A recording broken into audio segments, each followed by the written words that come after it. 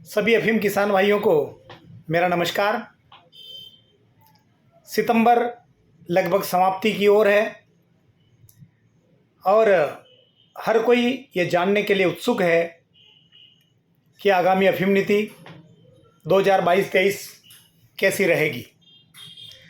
हर किसी के मन में उत्सुकता है कि उसको किस आधार पर लाइसेंस मिलेंगे, कितनी मार्फिन औसत के आधार पर लाइसेंस मिलेंगे। और ये उत्सुकता वाजिब भी है क्योंकि हमारे संसदीय क्षेत्र में अफीम की फसल एक महत्वपूर्ण फसल है। ये जीवनदायिनी औषधियों का निर्माण करती है, साथ ही साथ इससे एक मूल्यवान पोस्तादाना भी प्राप्त होता है जो कि विभिन्न मसालों एवं औषधियों में काम आता है। भारत सरकार द्वारा 1 अक्टूबर से अफीम नीति की घोषणा की जाती है, जिसमें यह निर्धारित रहता है कि किसानों को लाइसेंस की पात्रता क्या रहेगी, कितने रकबे में लाइसेंस का आवंटन होगा, न्यूनतम अहरक उपज की क्या पात्रता रहेगी, या कुछ जो पुराने ऐसे किसान हैं क्या उन्हें लाभ मिलेगा, ये जानना हर कोई चाहता है। तो मैं आज आपसे रूबरू होना चाहता हूँ इस विषय को लेकर। आपको पता होगा कि सितंबर के प्रथम सप्ताह में माननीय केंद्रीय वित्त राज्य मंत्री श्री पंकज चौधरी जी की अध्यक्षता में उच्च स्तरीय बैठक हुई दिल्ली में, जिसमें हमारे सांसद श्री सुधीर गुप्ता के साथ में अफीम उत्पादक किसानों के नेतृत्वकर्ता सांसदगण और उच्च अधिकारी उसमें सम्मिलित हुए थे, जिसमें सम्मिलित होकर सभी ने अपने अपने सुझाव केंद्र सरकार के समक्ष रखे हैं। ये वही मुद्दे हैं, वही विषय हैं जो धरातल से निकल करके हमारे बीच में आते हैं और हम माननीय सांसद जी को वो प्रेषित करते हैं। तो सांसद जी हमारी मांगों को सरकार के समक्ष रखते हैं और कहीं ना कहीं ऐसी नीति बनती है जिससे अधिकतम किसानों को लाभ मिले और जो वंचित किसान हैं कहीं ना कहीं उनका भी भला हो। तो हम चर्चा करते हैं कि सुधीर गुप्ता जी ने, हमारे सांसद जी ने किन किन विषयों को केंद्र सरकार के समक्ष बड़ी प्रमुखता के साथ में रखा है।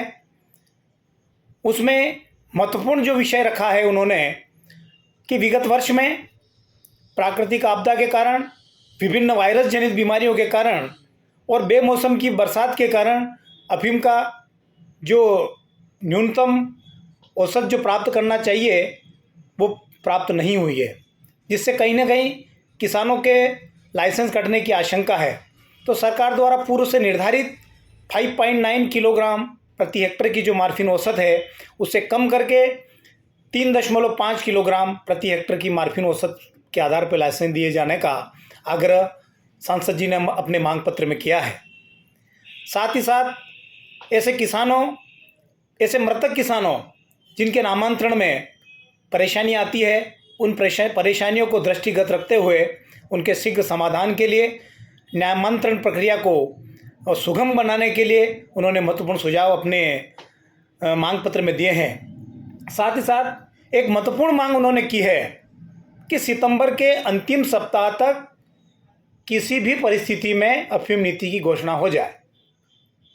आपने देखा होगा किसान भाइयों, विगत वर्ष भी किन्हीं कारणों से अफीम नीति में घोषणा में कुछ देरी हुई थी।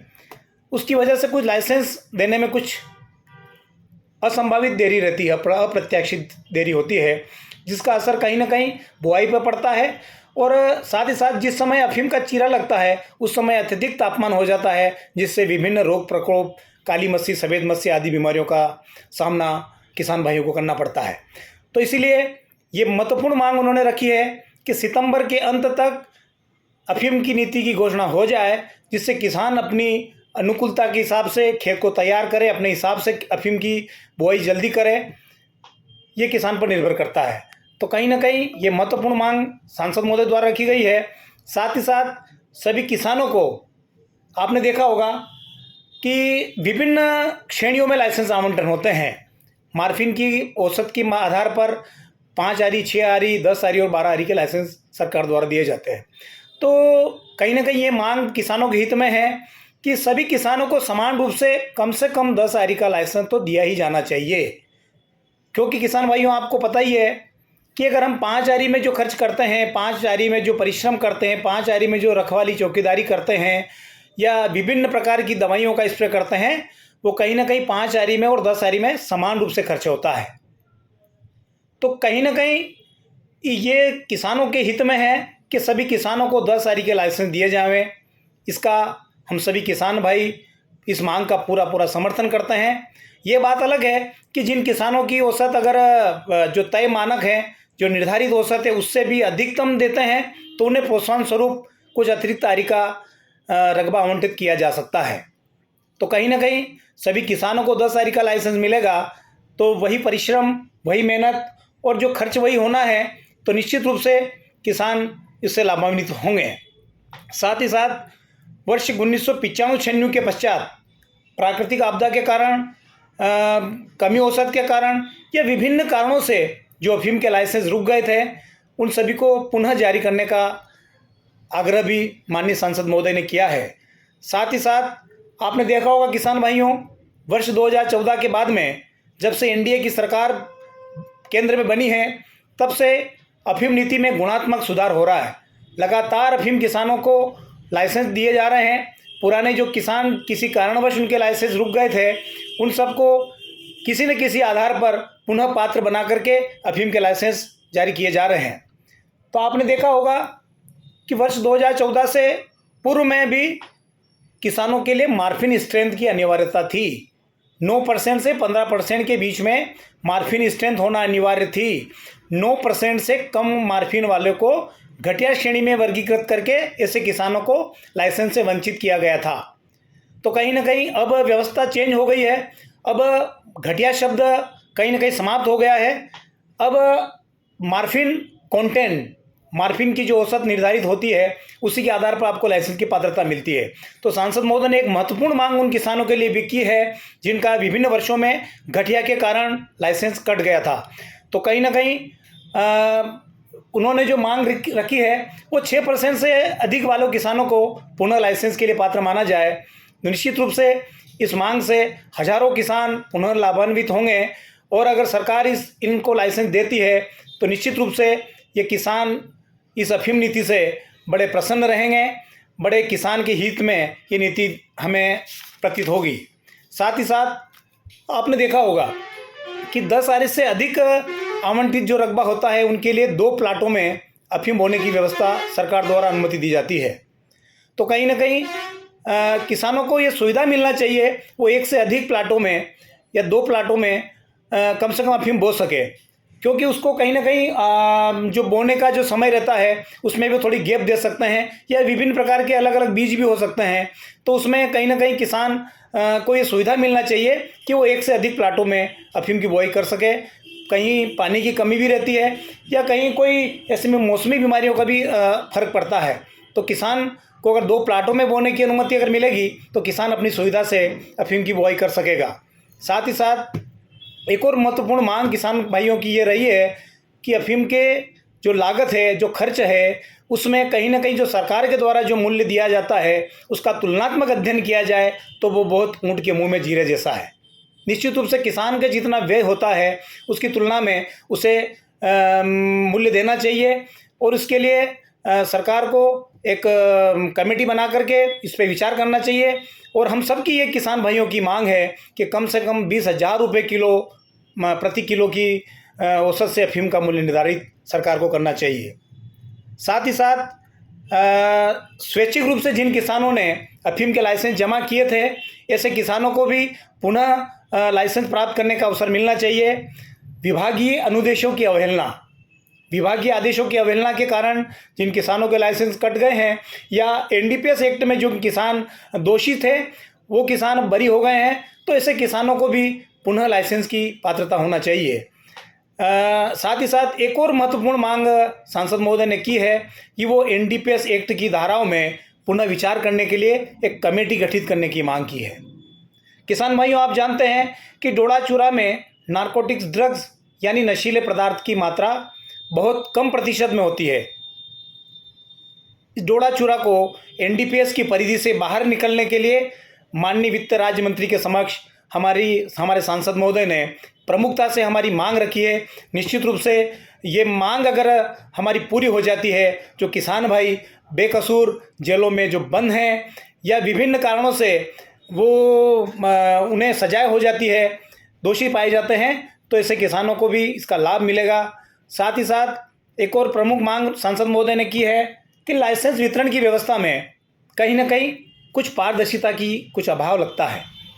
ये मांग लगातार जो ज़मीन से धरातल से निकल करके हमारे सामने आती है, उन मांगों को, उन बातों को हम बड़े विनम्रतापूर्वक सांसद महोदय के समक्ष रखते हैं और सांसद जी उन मांगों को केंद्र के समक्ष रखकर हम किसानों को लाभान्वित करते हैं। एक महत्वपूर्ण सुझाव किसान भाइयों की ओर से हमारे बीच में आया था कि अफीम लाइसेंस की जो व्यवस्था है उसमें कहीं ना कहीं ऐसी व्यवस्था में नवाचार करते हुए किसानों को घर बैठे लाइसेंस की व्यवस्था होना चाहिए। सब पोर्टल के माध्यम से ऑनलाइन रसीद बन जाए, ऑनलाइन भुगतान हो जाए लाइसेंस फीस का और किसान को घर पे ही लाइसेंस मिल जाए। ऐसी व्यवस्था अगर हो जाती है तो निश्चित रूप से ट्रांसपेरेंसी बनी रहेगी, पारदर्शिता बनी रहेगी और जो विश्वास विभाग के ऊपर जो किसानों का कहीं ना कहीं अभाव की कमी रहती है वो पुनः कायम होगा। साथ ही साथ ऐसे पूर्ववर्ती वर्षों में जो पात्र किसान थे उनका किसी कारणवश नामांतरण नहीं हो सका, नामांतरण नहीं हो करवा पाए हैं या ऐसे मृत्यु दावों का निपटान नहीं हो पाया, ऐसे किसानों को भी पुनः अवसर दिया जावे कि वो विभाग उसके लिए विशेष कैंप आयोजित करें और किसानों को लाइसेंस देने की व्यवस्था करें। साथ ही साथ किसान भाइयों के द्वारा एक और प्रमुख मांग हमारे सामने आई है कि जिन किसानों के लाइसेंस वर्ष 98, 99 से पूर्ववर्ती वर्षों में लाइसेंस रुक गए थे विभिन्न कारणों से, उन सभी की ये मांग है कि हमें चाहे लांसिंग वाला, भले लाइसेंस वाला, लांसिंग मतलब चीरे वाला लाइसेंस मत दो, हमें सीपीएस वाला लाइसेंस ही दे दो ताकि हम पोस्ता दाना तो उत्पादन कर ही सकते हैं। तो निश्चित रूप से किसानों की जो महत्वपूर्ण मांगे थी वो सांसद महोदय ने केंद्र के समक्ष, वित्त राज्य मंत्री जी के समक्ष बड़ी प्रमुखता से, बड़ी पुरजोर तरीके से रखी है। निश्चित रूप से सांसद सुधीर गुप्ता जी के सांसद बनने के पश्चात पूरे संसदीय क्षेत्र में और सभी अफीम उत्पादक किसानों की जो संख्या थी 2014 की तुलना में, 2021-22 की तुलना में अगर उसकी तुलना की जाए तो निश्चित रूप से लाइसेंस की संख्या लगभग दुगनी हो गई है। तो कहीं ना कहीं सांसद जी किसानों के पैरोकार के रूप में, अफीम किसानों के मसीहा के रूप में उभर करके सामने आए हैं। इसका लाभ आने वाले दिनों में अफीम नीति में हम सभी को अवश्य ही मिलेगा। साथ ही साथ कुछ मांगे और जो हमारे बीच में आई थी उसमें जिन किसानों के खेत से डोडे चोरी हो गए, उन किसानों ने पुलिस में शिकायत की, पुलिस में एफआईआर जिनकी दर्ज हो गई थी, उन किसानों को तो लाइसेंस पुनः मिल गए हैं। किंतु जिन किसानों के जंगली जानवरों के द्वारा अफीम को नष्ट कर दिया गया या डोडा चोर चुरा के ले गए या नील गायों ने उस फसल को नुकसान कर दिया तो किसान न्यूनतम औसत नहीं दे पाया। ऐसे किसानों को भी पुनः योजना में शामिल करके इस अफीम नीति में उन्हें भी लाइसेंस पुनः प्रदान किए जावे। साथ ही साथ एक और मांग किसानों की आई है कि अफीम की जो खेती होती है सरकार के द्वारा मार्फिन के आधार पर लाइसेंस दिए जाते हैं। निश्चित रूप से किसानों की ये मांग रहती है कि अभी किसी भी कृषि अनुसंधान के द्वारा ये ज्ञात नहीं हो पाया है कि कौन सी फसल बोने से, कौन सा फसल चक्र अपनाने से या कौन से बीज की वैरायटी बोने से मार्फिन की प्रतिशत अधिक बैठेगी।